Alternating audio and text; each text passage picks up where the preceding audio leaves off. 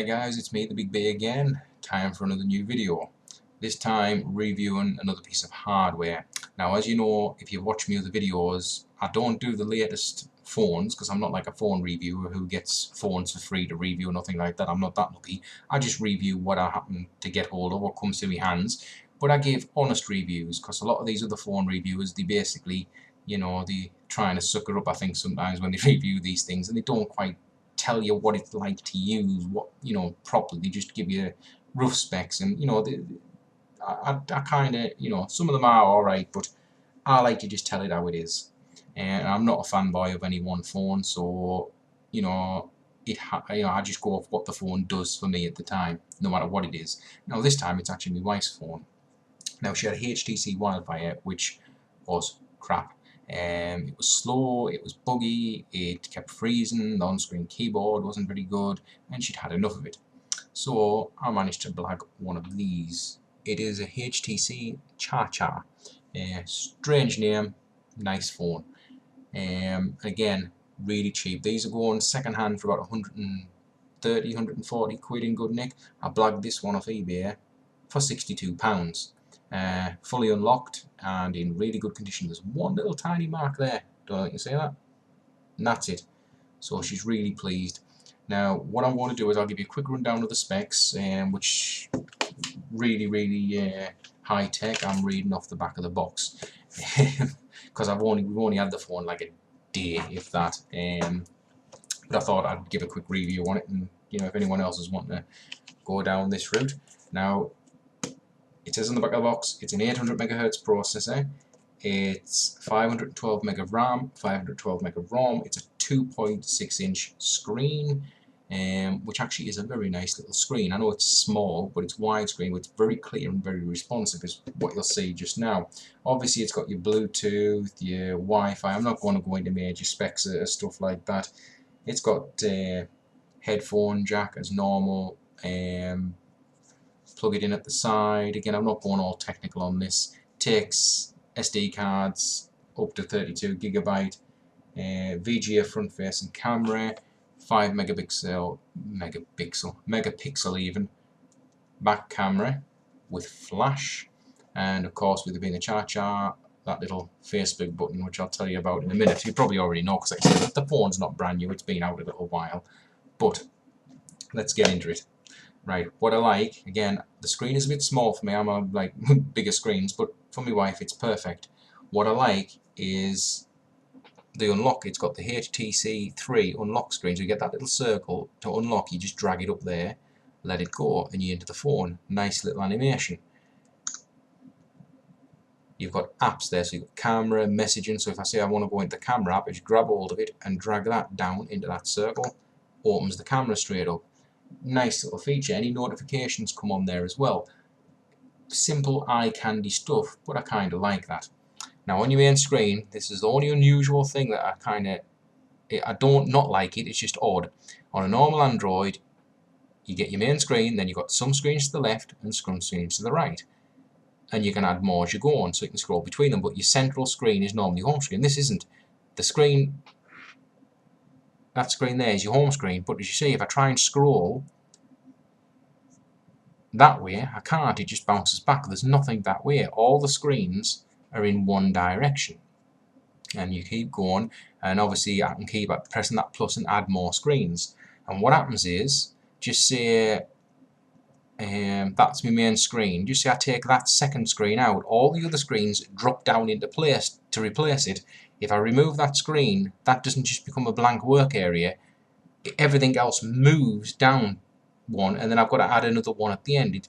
It's not a bad thing. It's an odd thing, but I suppose it's something you get used to. You got your standard widgets there.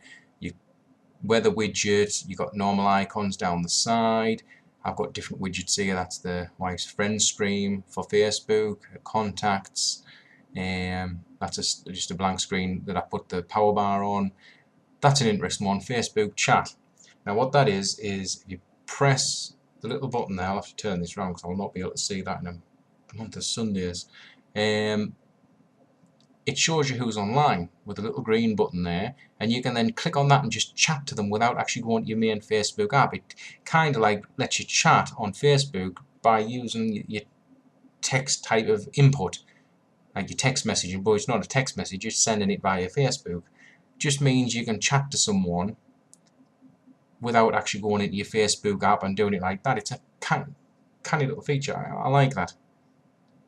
Turn that off. And obviously that's the plus button, so if you press that you can start adding, it's hard to see on here because this camera is crap.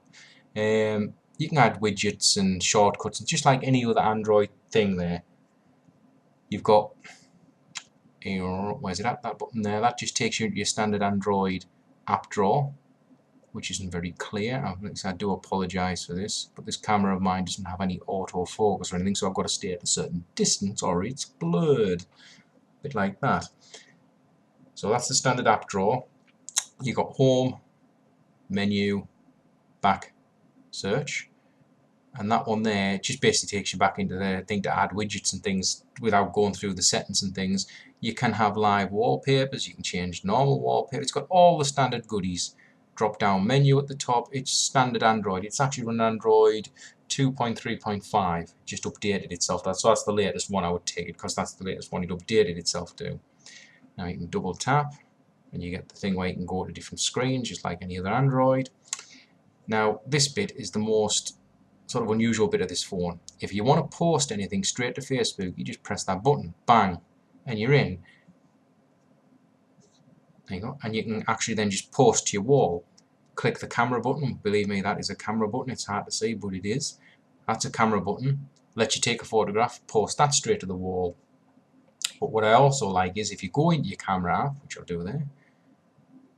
No, that's not the camera app, is it? That's the camera app. That was the market. Into the camera app now, you normally would take a picture by clicking there.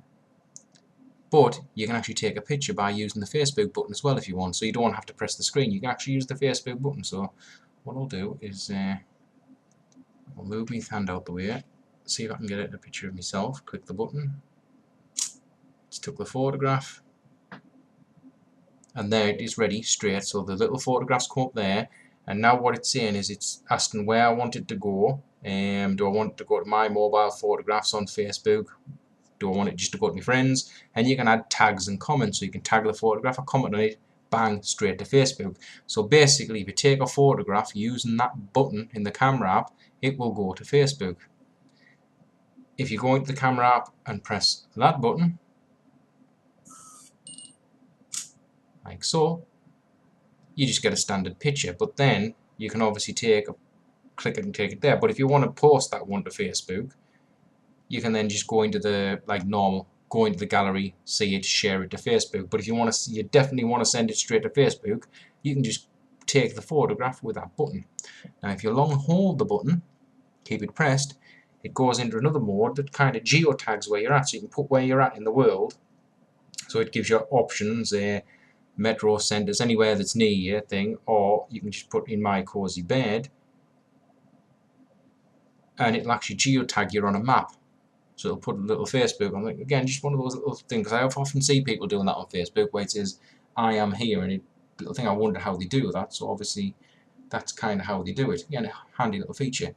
Now if you do anything on the phone, even listening to music, and that button starts lighting up, it means you can press it and you can send that information to Facebook. So if you're listening to music, it'll post on Facebook what music you're listening to and stuff like that. So if it flashes, it means there's an interactive thing you can do with Facebook using that button. So it keeps it fairly simple. Now actually talking about the camera while we're on, the resolution in the camera, if you bear with me, is quite good. And the still pictures, 5 megapixels, so we kind of know what that's all about. But video mode, bear with me because I haven't used it. Video mode 720 by 480. You'll probably up there. You can just see it there just to prove it is, which actually is not a bad resolution for the little screen, and it's actually quite clear. Now if I go to the gallery, I have took a piece of video, which you will see here. Just you think again, it's not going to come across brilliant on here, because it's been converted to play on YouTube, so you're losing a bit of quality, but you can see it's perfectly acceptable. That's my older brother there, being a test subject. Really impressed with the video quality, and the picture quality is equally as good. Again, you're not going to get up to iPhone standard or Galaxy S standard, but if I go to all photos and click on a random photo, again you can see they're kind of not bad. Try and pinch to zoom backwards, and you can see pinch to zoom's pretty damn quick on the photographs as well. Again, for an 800 MHz processor, it's really optimized, it's really good.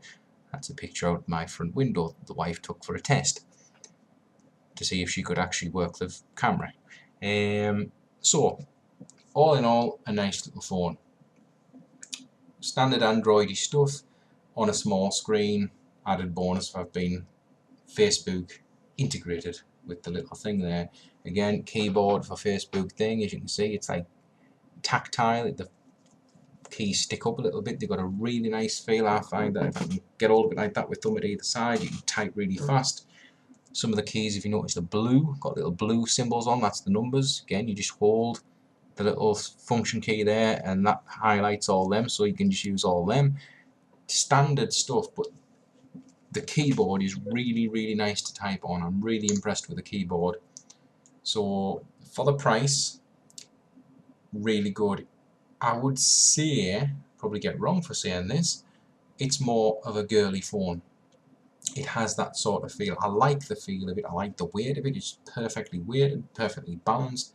Feels nice. Nice sound, nice screen, but it just feels a girly phone to me. Very BlackBerry-esque, except it's not black. And it's a HTC, but it's got that sort of feel, that look to it. So I don't know how a lot of guys would get away with using this, or how they would feel with using it. I wouldn't be too bothered. I'd be quite happy using this while I was out and about, with the way it works. But it does smack of a girly phone. But again, if you do your homework on Facebook, God, you can tell it's getting late. Do your homework on eBay, and you can pick one of these up at a really good price.